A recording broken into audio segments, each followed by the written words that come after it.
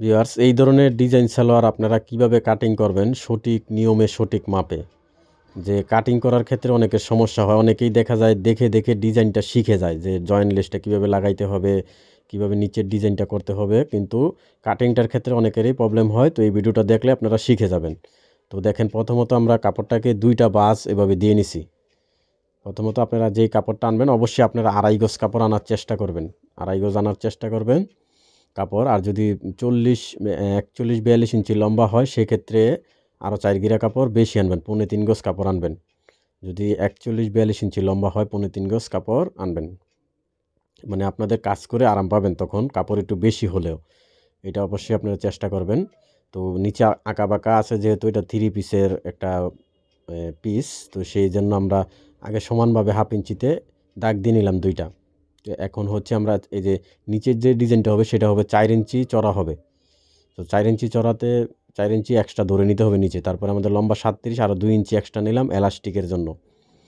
4 ইঞ্চি কিন্তু ধরে নিতে হবে। আর এখানে দেখেন এই যে এই সাইডে কিন্তু ডাবল পাটটা কিন্তু আমাদের উপরে রাখবেন, মানে ডাবল পাটটা রেখে করবেন। নিচ থেকে কিন্তু মানে নেবেন না, ডাবল পাটটা নিলে আপনাদের সুবিধা হবে।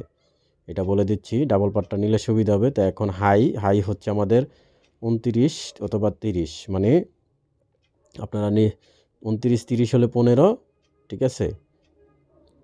তো তারপরে এখানে মাপ দিয়ে নিচ্ছি। তো আমাদের এখানে কল্লি দিতে হবে যেহেতু এটার পানা কম, 3 পিসের কাপড়।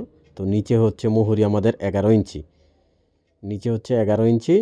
তো এখন শেপ স্কেল দিয়ে বেশি একটা শেপ দিব না, রাউন্ড করব না, যেহেতু স্বাস্থ্য বেশি এটার, সেজন্য আমরা বেশি একটা রাউন্ড করলাম না।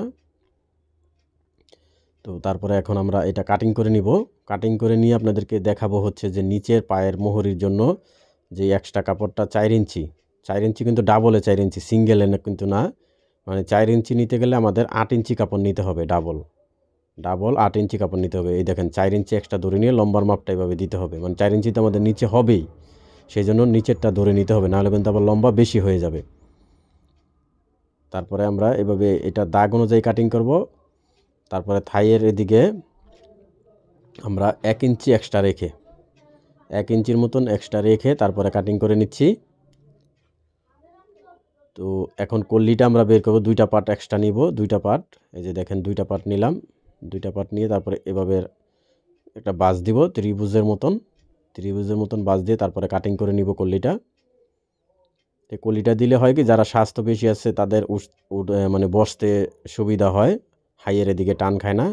তো কল্লিটা এভাবে আমরা সেলাই করে নিব। তো এখন হচ্ছে দেখেন এই চড়াটা হচ্ছে কোন জায়গার, পায়ের মুহুরির। এই দেখেন এটা কিন্তু দেখেন কত বড়। তো এভাবে আমরা যখন ডাবল করব, তো এই সেলাইগুলো কিন্তু পুরাটার মধ্যে দিতে হবে, মানে এভাবে ডাবল না, মানে খুলে তারপরে সেলাইটা দিতে হবে আর কি। একবারে মানে 8 ইঞ্চি কাপড় থাকবে, যে 8 ইঞ্চিতেই এভাবে সেলাইগুলো দিতে হবে। সেলাইগুলো দিয়ে নিয়ে দেখেন আমি দেখাচ্ছি, এই যে এখানে পায়ের মুহুরিতে এভাবে দিতে হবে। তারপর জয়েন্ট লেসটা আগে লাগাই নিতে হবে। আমার যারা নিয়মিত ভিউয়ার্স আছেন তারা অবশ্যই আমি জানি যে জয়েন্ট লেস আপনারা লাগাইতে পারেন, ডিজাইনটাও করতে পারবেন। তো কাটিংয়ের নিয়মটা আপনাদেরকে দেখালাম। তো দেখেন এখন আমাদের এই যে ডিজাইনটা আমরা শিলানোর পরে কত সুন্দর লাগতেছে। তো আজকের ভিডিওটা এই পর্যন্তই। সবাই ভালো থাকবেন, আর পেজে নতুন হলে অবশ্যই ফলো দিয়ে রাখবেন। আল্লাহ হাফেজ।